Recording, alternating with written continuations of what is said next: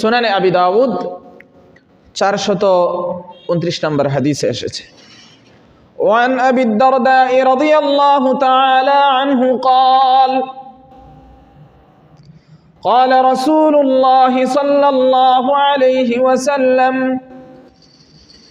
خمس من جاء بهن مع إيمان دخل الجنة: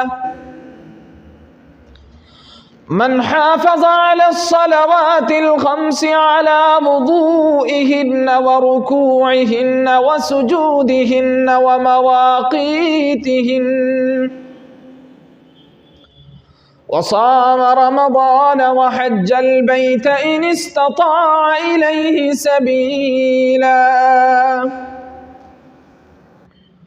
وأعطى الزكاة طيبة بها نفسه وأدى الأمانة. قالوا يا أبا الدرداء وما أداء الأمانة؟ قال الغسل من الجنابة. আবু দারদা রাদিয়াল্লাহু তাআলা আনহু থেকে বর্ণিত, রাসূলুল্লাহ সাল্লাল্লাহু আলাইহি ওয়াসাল্লাম বলেছেন, যে বা যারা ঈমান সহ 5টি বিষয় নিয়ে উপস্থিত হবে আল্লাহ তাআলার সামনে, পরকালে যে বা যারা ঈমান সহ 5টি বিষয় নিয়ে উপস্থিত হবে তারা জান্নাতে প্রবেশ করবে। 1 নম্বর বিষয় হলো মান হাফাযা আলাস সালাওয়াতিল খামস, যারা 5 নামাজের প্রতি যত্নবান হবে। 5 নামাজ বুঝেন তো? ফজর, জোহর, আসর, মাগরিব, এশা।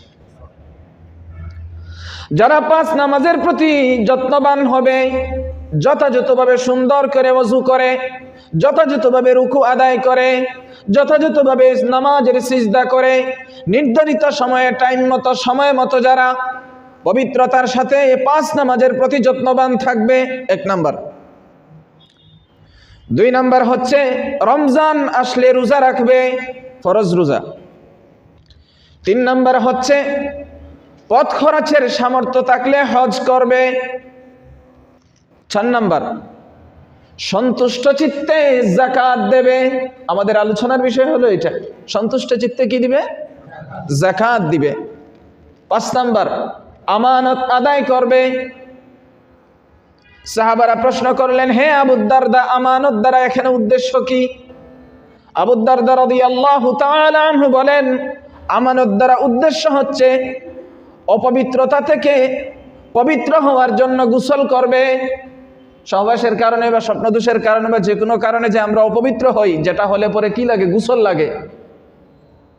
এই অপবিত্রতা থেকে পবিত্র হওয়া, এটাকে এখানে বলা হয়েছে আমানত। বলছেন এই 5টি জিনিস ঈমান সহ নিয়ে যে উপস্থিত হবে তারা কোথায় প্রবেশ করবে? জান্নাতে প্রবেশ করবে। তো এই 5টা জিনিসের একটা হচ্ছে সন্তুষ্ট চিত্তে যাকাত দেওয়া। সন্তুষ্ট চিত্তে কি দেওয়া? যাকাত সাদাকা দেওয়া। তাহলে বোঝা গেল এই যাকাত সাদাকা জান্নাতে প্রবেশের একটা কারণ।